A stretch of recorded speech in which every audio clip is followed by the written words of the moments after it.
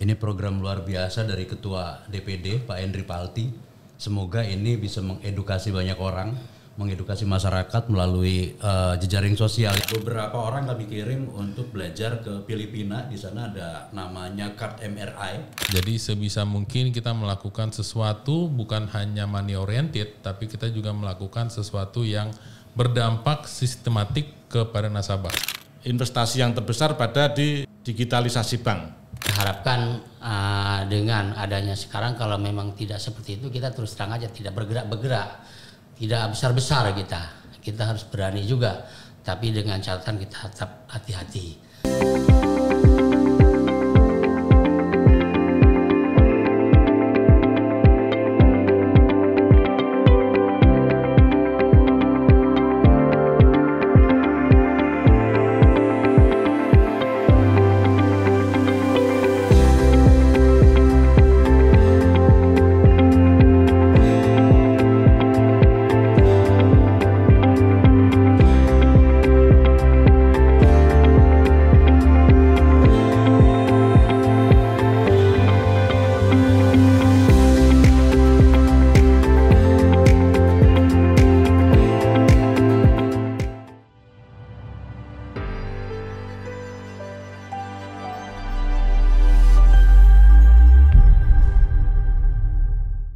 Halo, kembali lagi kita bersama-sama akan menyaksikan podcast dari Perbarindo DKI Jaya dan sekitarnya.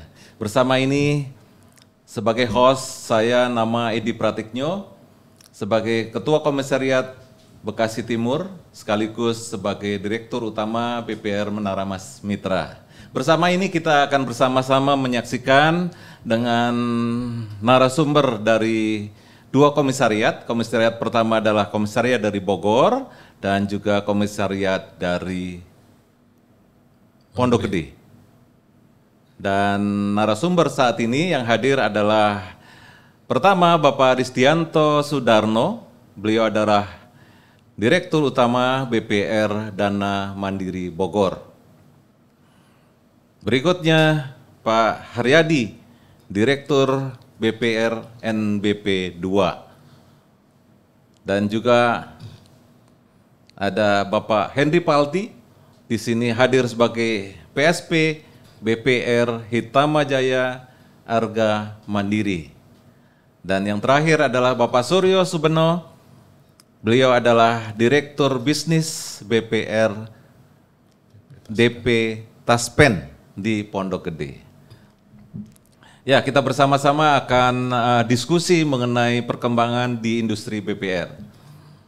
Pertama-tama kita akan saksikan perkenalan dari masing-masing narasumber. Yang pertama adalah dari Bapak Risdianto Sudarno sebagai Direktur Utama BPR Dana Mandiri Bogor. Dipersilakan Pak Riz. Baik, terima kasih Pak Edi ya yang menjadi host di acara podcast sore kali ini. Podcastnya DPD Perbarindo DKI Jaya dan sekitarnya.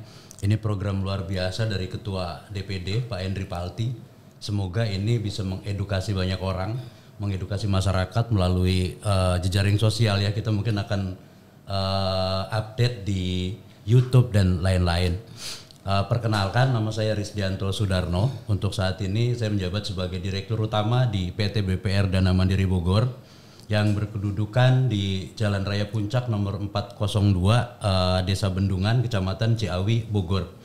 BPR Dana Mandiri Bogor masuk dalam Komisariat Perbarindo Bogor di bawah DPD DKI Jakarta dan sekitarnya. Terima kasih. Baik. Terima kasih Pak Risdianto. Berikutnya kita akan dengarkan perkenalan dari Pak Suryo Subeno. Silakan Pak Suryo. Terima kasih.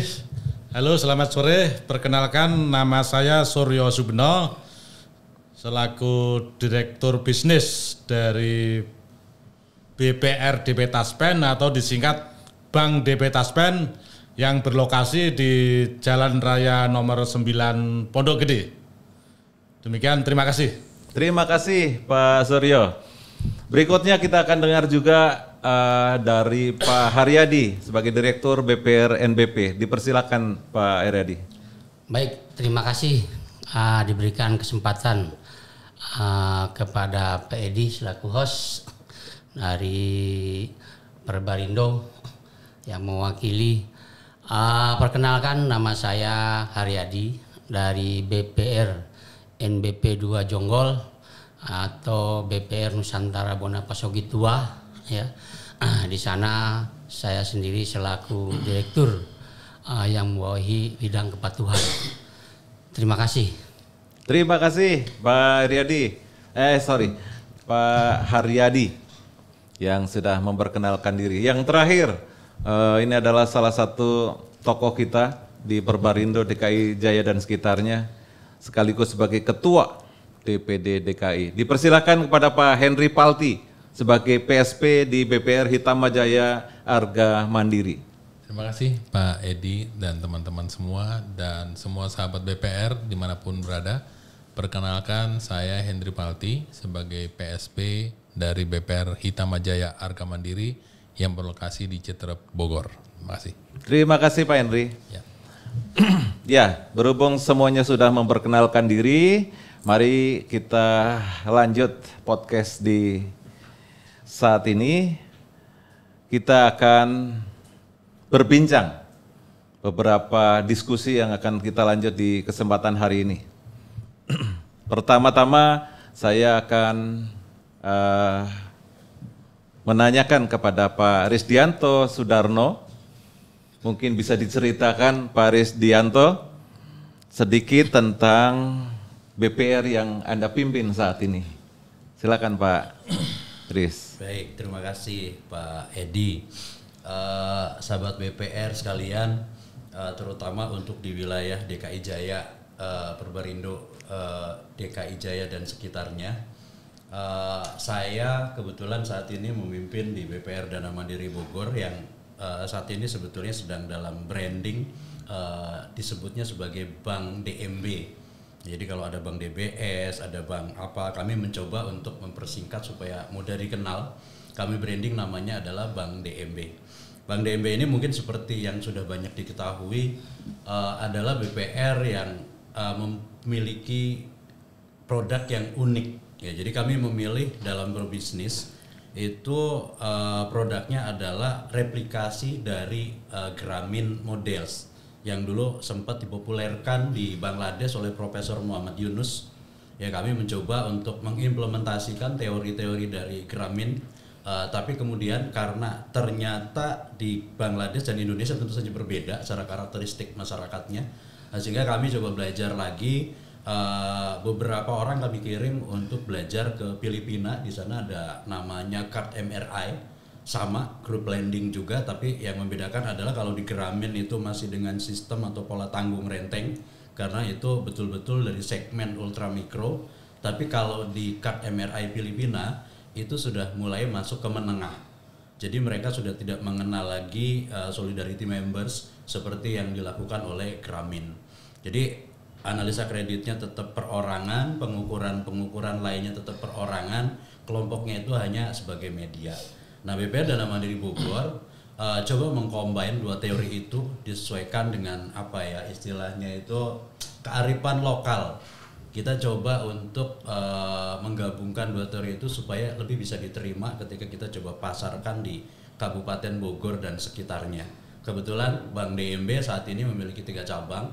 Yang pertama ada di Ciputat, yang kedua ada di Kabupaten Sukabumi, yang ketiga ada di Kabupaten Cianjur.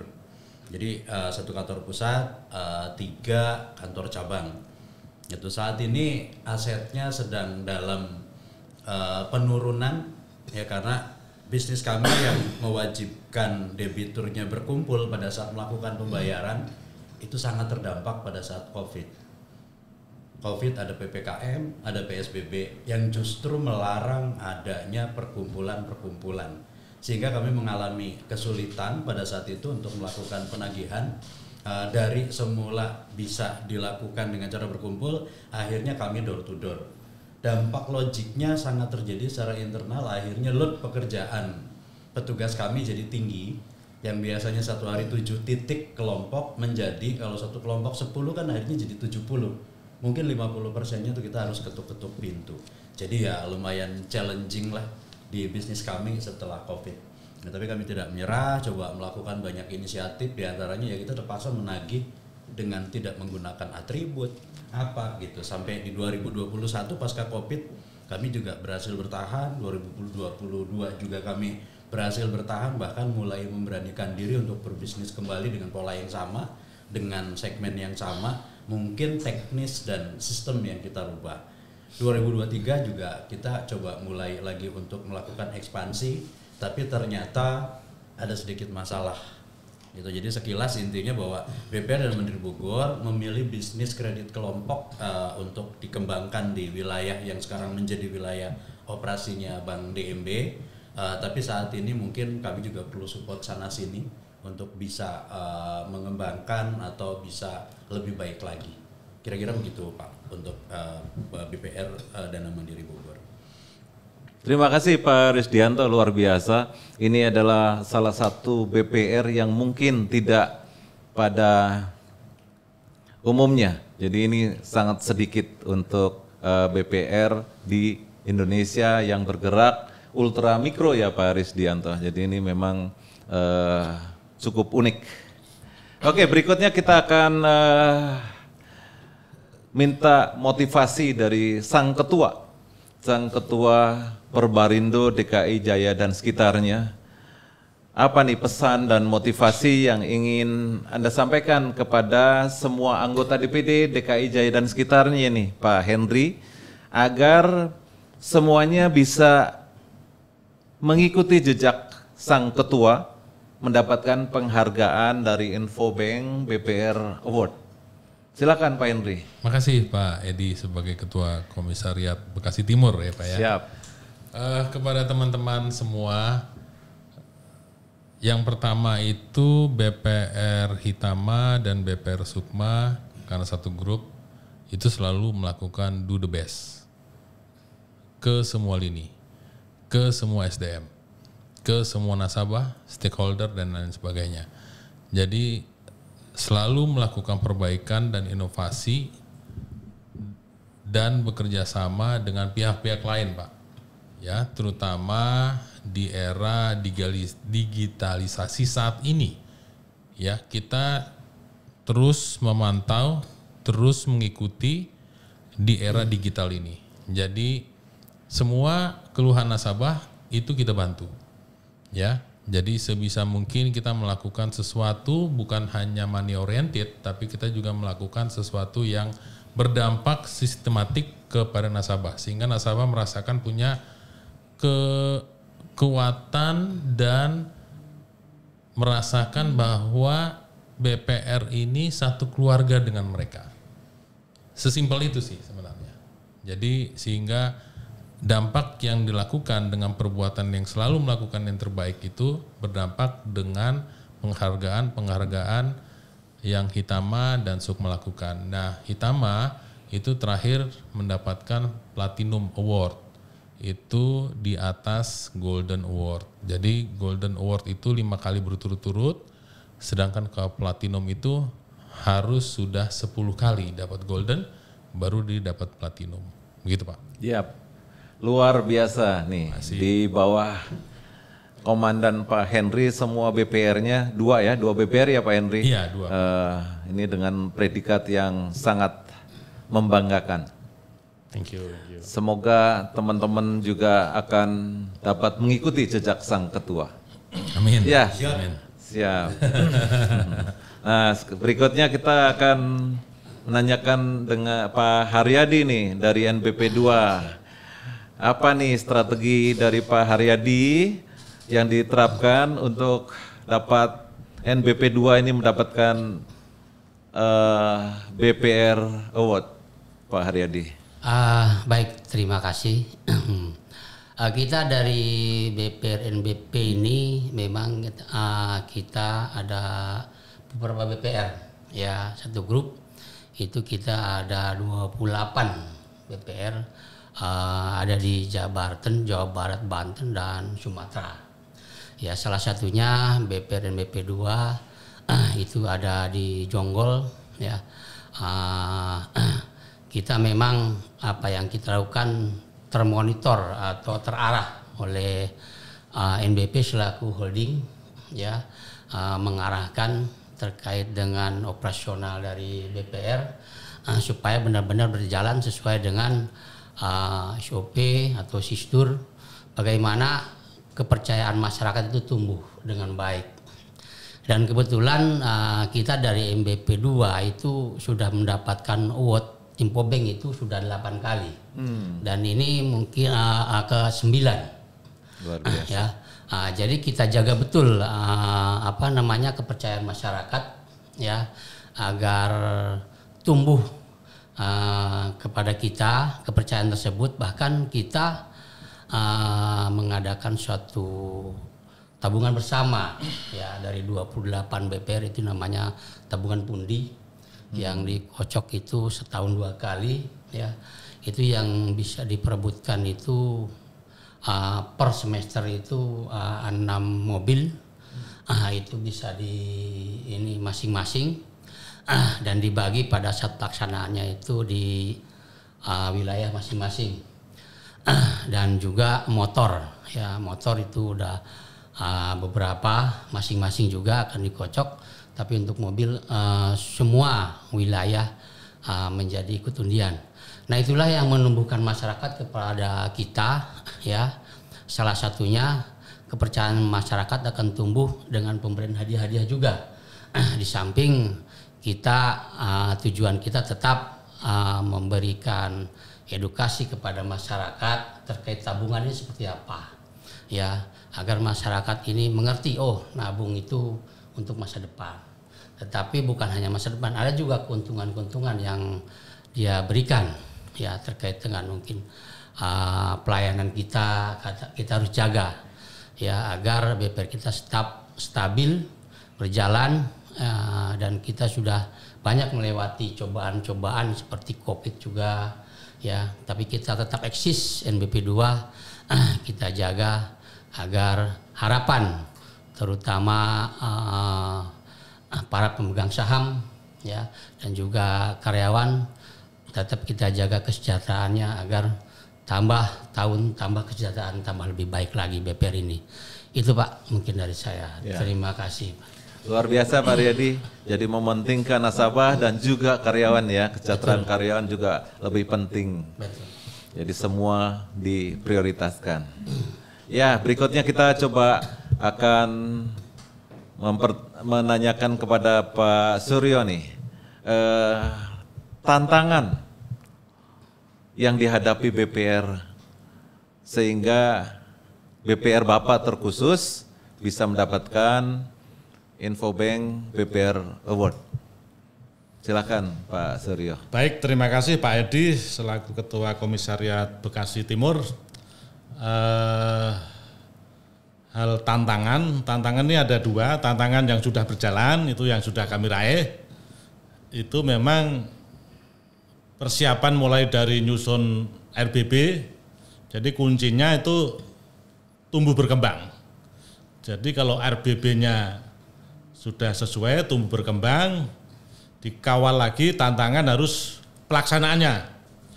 Nah saat pelaksanaan RBB ini harus dievaluasi. Kalau sampai ada beberapa indikator yang menjadi penilaian Infobank dengan metode masih Kamel ya. Nah itu kalau ada yang kurang berhasil harus di reprogramming dengan program-program strategis.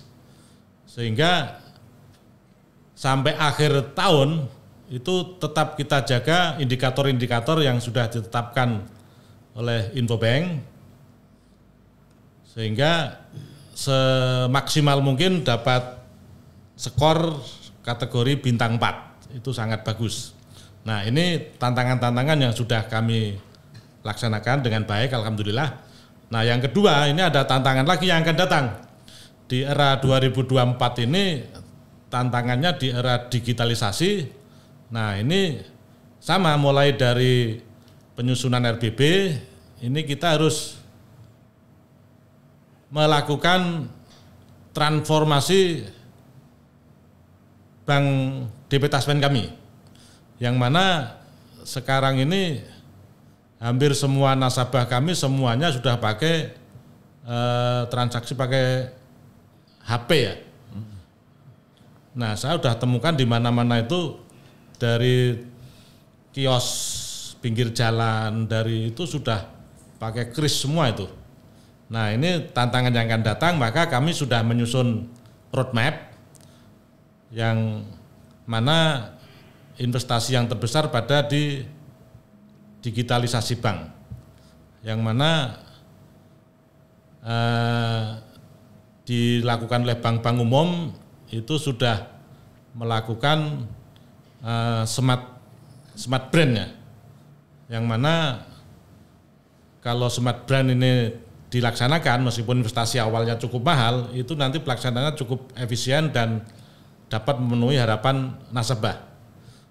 Jadi memang tantangannya tambah berat, ya bagaimanapun sesuai dengan fungsi bank kita ini menghimpun dana kepada masyarakat yang lagi surplus untuk disalurkan kepada masyarakat yang lagi membutuhkan pembiayaan. Dan yang tidak kalah penting, ini kami selaku BUD mempunyai pasukan yaitu tim karyawan. Nah, ini juga harus dijaga kesejahteraannya agar semua program strategi dapat berjalan dengan baik, yang akhirnya kalau RBB tercapai akan memberikan manfaat kepada semua pihak, dari karyawan, dari pemegang saham kita dapat memberikan dividen yang sesuai yang diharapkan, dan kepada direksi BUD akan terpenuhi semua keinginannya. Jadi kalau saya renungkan, memang kita meskipun BPR itu sebenarnya fungsi syariahnya itu sebenarnya melekat. Memang semuanya dari kita, oleh kita, dan untuk kita semua. Nah, saya rasa itu tantangan yang harus dihadapi di tahun 2024 ini lebih berat daripada tahun sebelumnya. Demikian, terima kasih. Baik, Pak Suryo, tantangan yang sudah dilakukan, udah persiapannya matang dan itu sudah dilakukan penuh oleh Pak Suryo dan tim ya, luar biasa. Dan ini kaitannya dengan inovasi, tadi Pak Suryo juga udah menyampaikan. Tetapi lebih detail lagi, kita akan meminta penjelasan dari Pak Risdianto nih tentang inovasi yang dilakukan untuk menunjang dari kinerja BPR. Pak Risdianto bisa berbagi di sini, Pak. BPR Dana Mandiri Bogor dengan pilihan bisnis sangat-sangat retail, Pak. Kita kan sekarang bisnisnya Gramin saat ini punya 120.000 debitur. Jumlah AO-nya itu sekarang sudah hampir 600-an mungkin dari total karyawan kami yang 900 ada AO. AO ini berarti dia merangkap dari mulai mencari nasabah, melakukan assessment, kemudian maintenance. Dia melakukan namanya center meeting, kegiatan mengumpulkan nasabah dalam rangka untuk collecting angsuran. Nah, teknologi sudah harus ada, Pak. Itu jadi kalau bicara teknologi itu rasanya kami itu di challenge semakin kuat gitu, dengan jumlah karyawan yang banyak, nasabah yang sebarannya begitu luar biasa. Nah, akhirnya kami saat ini untuk collection sudah menggunakan ada mobile collection, kami kasih nama Andalas 1, gitu kan. Dan kemudian kredit harus ada komite kredit, Pak. Kalau kita menggunakan sistem credit scoring, di mana kita kerjasama dengan vendor, sepemahaman saya beberapa vendor yang memperkenalkan diri itu lumayan mahal. Gitu. Tapi ya itulah investasi untuk sebuah teknologi. Gitu. Kami di DMB coba untuk melakukan pengembangan dari aplikasi Andalas 1 yang semula hanya untuk collection. Sekarang kami coba kembangkan, di dalamnya kami inject juga ada sistem yang namanya LOS, Pak. Jadi ada loan organizing system yang sekarang coba kita proses secara digital, semua bisa diselesaikan menggunakan gadget. Saking banyaknya AO-nya, saking luasnya wilayahnya, itu nggak mau kita harus berteknologi. Cuman teknologi yang kita buat untuk saat ini, Pak Edi, itu baru antara BPR dengan karyawannya. Itu karena kalau untuk berteknologi BPR dengan karyawan dan nasabah ini agak rumit. Ini urusannya dengan perizinan gitu, tentang kelayakan modal kita sudah cukup belum untuk melakukan digitalisasi transaksi dengan nasabah, kecukupan sistem itu mesti direview semua. Tapi intinya bahwa BPR akan didorong untuk semakin kuat juga untuk teknologinya, Pak. Nah, jadi kita bicara tentang teknologi, mau nggak mau Pak, kita harus jalanin itu. Kita harus mempersiapkan itu dan harus menuju ke sana. Nah, di DMB dengan kredit yang kecil-kecil gitu kan, mulai 1,5 juta sampai 7,5 juta maksimum Pak, nggak akan lebih dari itu. Dan kita transaksinya di lapangan, kalau tidak disupport dengan teknologi maka akan rawan fraud. Itu sekarang pun kita masih coba mitigasi lagi untuk fraud-fraud yang dimungkinkan terjadi. Jadi teknologi kita yakini ini mempermudah, mempercepat dan juga mengamankan. Tapi tentunya dengan dukungan core banking system yang mumpuni gitu. Kalau core banking system belum siap, segera Pak. Karena nggak lama lagi kita dituntut untuk bersaing karena kita diminta untuk semakin mirip dengan bank umum. Itu secara teknologi. Nah, kemudian yang lainnya mungkin persoalan kondisi ya Pak, mungkin agak melenceng dari topik yang tadi tentang digitalisasi. Ya, ini kalau kita coba amati industri BPR, mungkin kondisinya sedang menurun ya Pak. Nasional menurun. Ada beberapa yang bagus tapi lebih banyak yang menurun. Nah, menurun ini sebetulnya, ini saya pengen sampaikan tentang pemikiran aja. DMB itu sama dengan mungkin tadi Pak Henry 5 tahun berturut-turut ada di Infobank, kami juga mendapatkan Golden Award terakhir.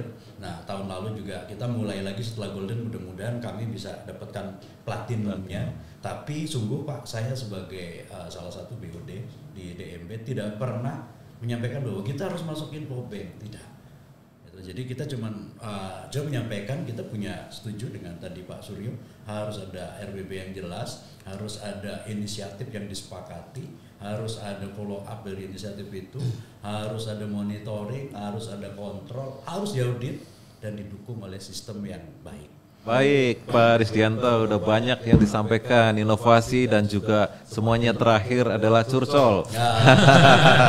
Jadi ini adalah salah satu media yang bisa menyampaikan suara dan aspirasi agar terdengar, sehingga nanti kita sama-sama kecintaan kita terhadap industri. Baik, kita akan menanyakan ke Pak Heriadi nih tentang kolaborasi. Bagaimana nih yang dilakukan dengan pihak lain agar bisa mendukung dalam kinerja BPR? Baik, terima kasih. Kita kolaborasi sebetulnya sudah kita lakukan karena kan kita grup ya. Mungkin sama-sama grup sudah kita lakukan. Kalau misalkan yang tadi dikatakan Pak Risdianto ada kekurangan dana si A ya, karena memang kita termonitor oleh holding ya. Jadi saling membantu ya, diarahkan sama sebagai orang tua holding itu. Jadi kalau misalkan kaos sana diisi seperti itu. Jadi ada koordinasi antar BPR kita supaya sama-sama satu grup itu berjalan bersama ya, tidak sendiri-sendiri ya. Memang untuk keuangan kita pendanaan memang cukup ya. Di samping juga ada arahan-arahan dari holding dan juga kolaborasi bukan hanya di situ ya, untuk sumber dana maupun kredit juga kita mengarah ini sekarang ke korporasi ya, pembiayaan korporasi kita sudah mulai jalan ya. Bahkan itu kalau misalkan kita melebihi BMPK kita ajak teman, ajak kawan itu. Jadi pembiayaan terkait dengan kredit kita bisa besar. Ya, jadi kalau misalnya BMPK kita tidak melebihi dari pemberian kredit, kita ajak kawan ya, satu grup ataupun di luar grup ya. Jadi kita harapkan dengan adanya sekarang, kalau memang tidak seperti itu kita terus terang aja tidak bergerak, tidak besar-besar kita harus berani juga, tapi dengan catatan kita tetap hati-hati dalam pemberian kredit ya, karena kita jaga NPL kita maupun tunggakan kita ya.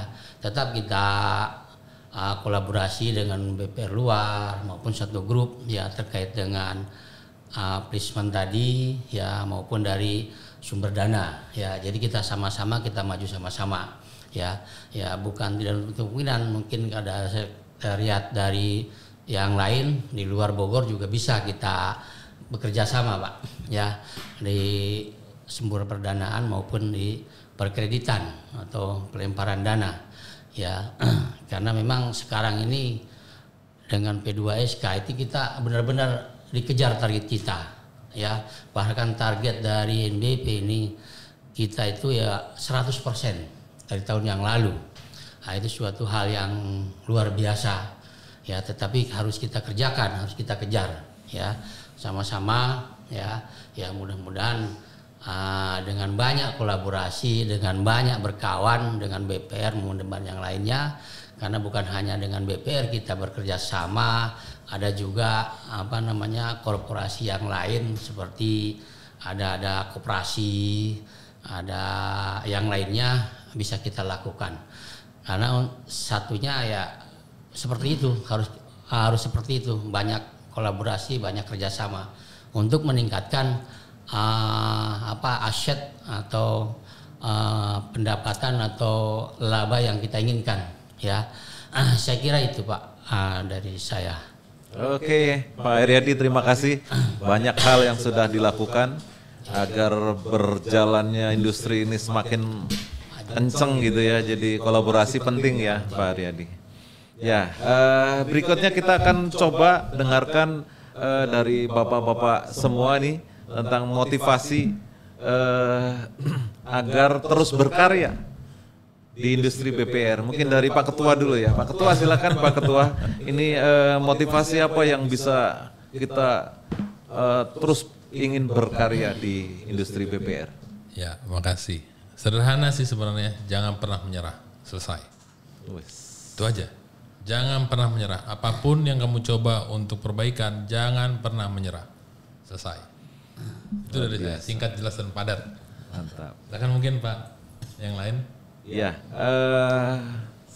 sekalian boleh deh Pak Riz, kira-kira apa nih Pak Riz agar bisa memotivasi teman-teman untuk terus berkarya di industri BPR?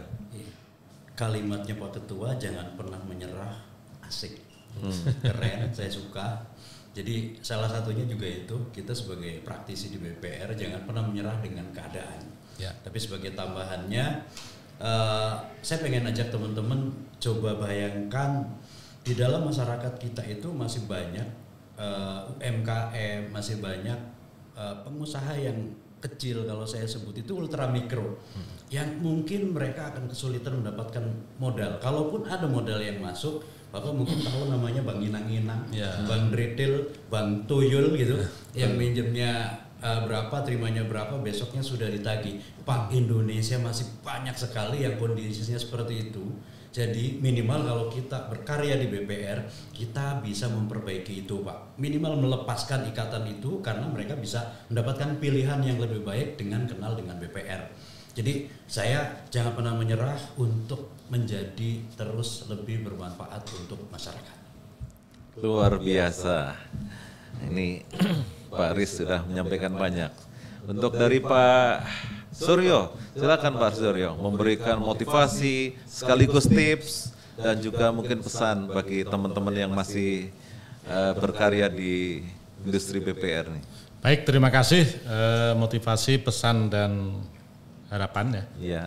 Sama seperti Pak Ketua tadi, memang harus terus semangat ditambah bersinergi. Jadi di antara kita BPR 1, 2, 3 yang lain itu pasti situasinya silih berganti. Hari ini mungkin lagi liquid cash. Nah, mungkin kalau nggak ditempatkan yang dapat menghasilkan, pasti akan nambah beban biaya. Nah, suatu saat mungkin kita kesulitan untuk landing. Nah, mungkin seperti kami ini lagi mengembangkan sayap dengan channeling dan seluruh Indonesia, karena kami melayani payroll, yang mana kami sudah mengelola 14.000 payroll. Nah, potensi yang lain itu 2 jutaan itu. Nah, mungkin suatu saat kami kesulitan untuk funding bisa juga, tapi suatu saat kami juga kelebihan Nah, mungkin peluang yang mana itulah kita saling bersinergi. Itu dari kami, terima kasih. Terima kasih Pak Suryo. Mungkin Pak Riyadi disambung sekalian, silakan. Ini dari motivasi, tips juga kepada teman-teman dan juga pesan. Terima kasih. Tadi sih sudah disampaikan banyak tips, banyak motivasi sebetulnya sudah disampaikan. Tetapi mungkin dari saya apa yang tadi disampaikan Ketua memang itu betul ya. Karena memang orang yang putus asa itu udah nggak bisa bergerak lagi kalau di BPR. Bukan tempatnya dia di situ ya. Tetap kita harus semangat dijalani ya.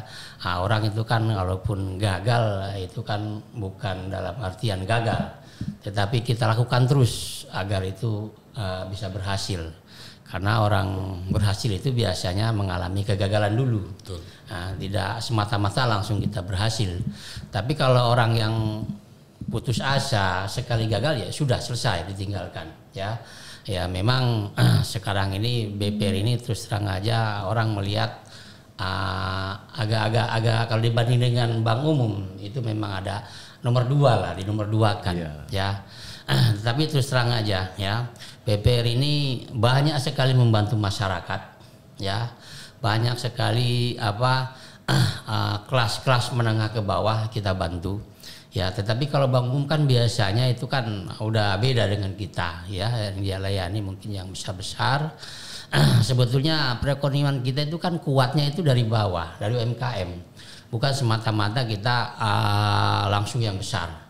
Kita ingat dulu waktu zaman tahun 98 waktu Krismon itu yang hancur itu kan perusahaan-perusahaan yang besar. Tetapi yang UMKM itu eksis sampai sekarang ya, masih bisa bertahan. Kita termotivasi dengan itu yang kita biaya adalah UMKM, maka BPR harus terus kita jalani ya, kita kerjakan, jangan sampai nanti sudah kepercayaan kita di nomor 2 kan oleh bank umum tapi semangat kita kendor ya. Kita harus semangat terus ya, bagaimana tujuan kita mensejahterakan masyarakat itu benar-benar dilaksanakan dan terlaksana dengan baik, minimal di lingkungan kita sekitar. Itu Pak dari saya. Luar biasa. Ya, terima kasih Pak Riyadi yang sudah semuanya narasumber memberikan motivasi dan juga pesan. Nah, ini pertanyaan terakhir. Pertanyaan terakhir untuk para narasumber semuanya. Harapannya kira-kira kita BPR ke depan itu seperti apa?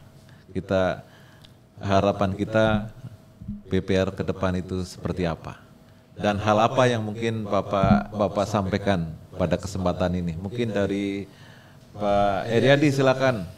Pak Aris Dianto dulu deh. Pak Aris silakan Pak Aris. Harapan ya Pak, banyak Pak kalau harapannya Pak. Banyak sekali gitu kan.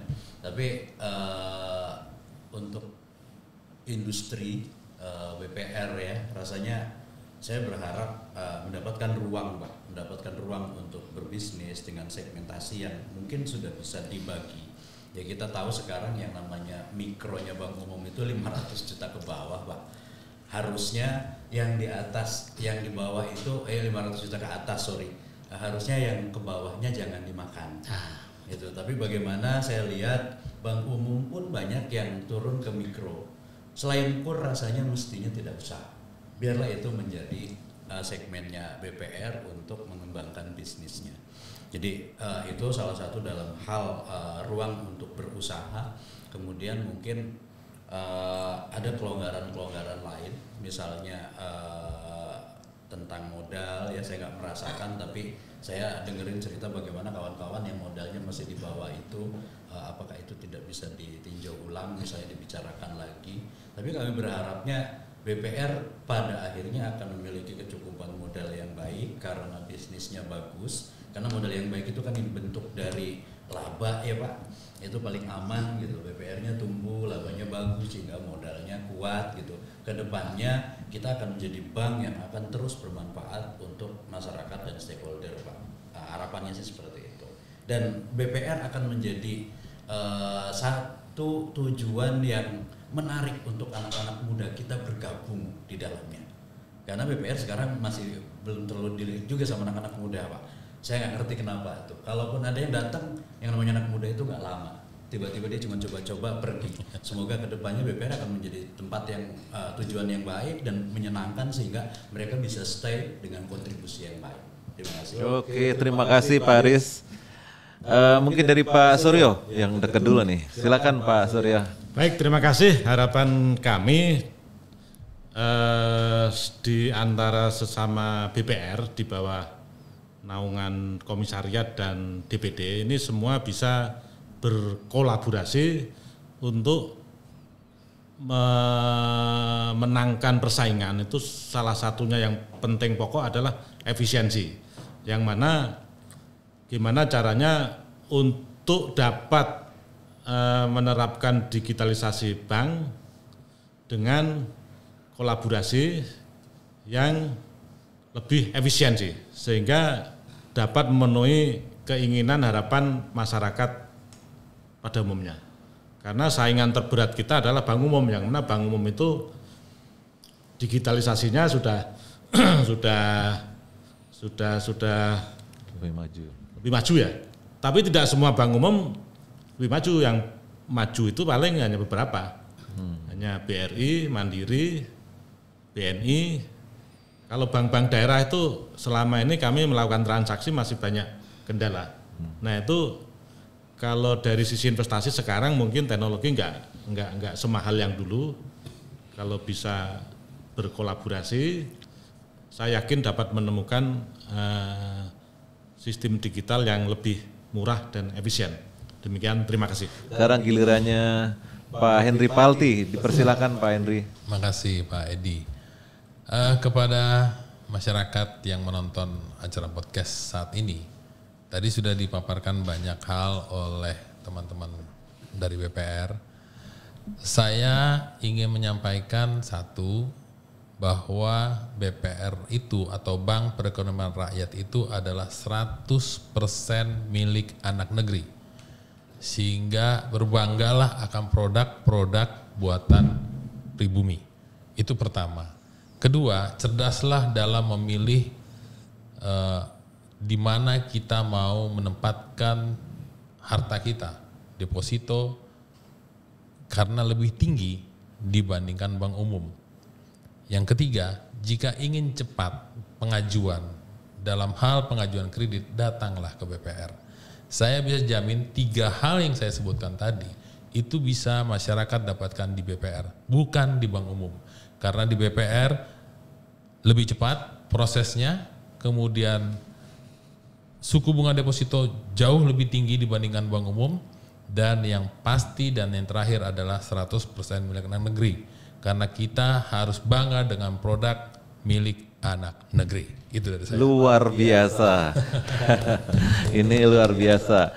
Sekaligus untuk menutup pada kesempatan ini, dan terima kasih kepada narasumber, kepada Pak Henry Palti, kepada Pak Risdianto, kepada Pak Suryo dan Pak Haryadi yang luar biasa. Mudah-mudahan pencerahan ini sekaligus untuk bisa menggiatkan dan semakin semangat bagi para penggiat industri BPR kita.